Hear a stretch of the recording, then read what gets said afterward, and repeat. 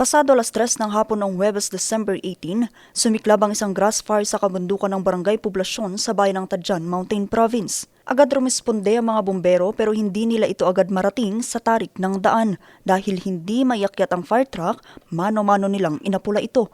Tumatagal po kasi siya, ma'am, kasi po yung proseso po namin kasi magmamap pa kami or talagang titingnan po namin talaga kung wala nang sunog bago kami magpa-fire out, ma'am. Kaya ganun tumagal.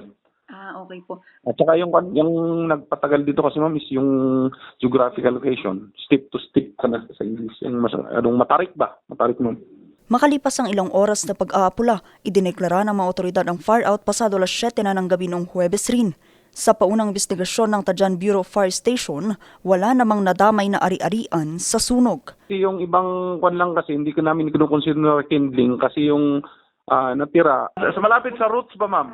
Yes. Oo. Yun, yung pagka sinasunog yun, yung may mga hindi, madaling masunog niya unti-unti. Yung tinatawag nilang parang may gas, ma'am? Sa tala ng Tadjan Fire Station, ito pa lang ang unang kaso ng grass fire na kanilang naitala ngayong taon. Patuloy pa rin naman ang investigasyon ng mga otoridad sa kung ano ang naging mitya ng apoy. Vanessa Bugtong, RNG News.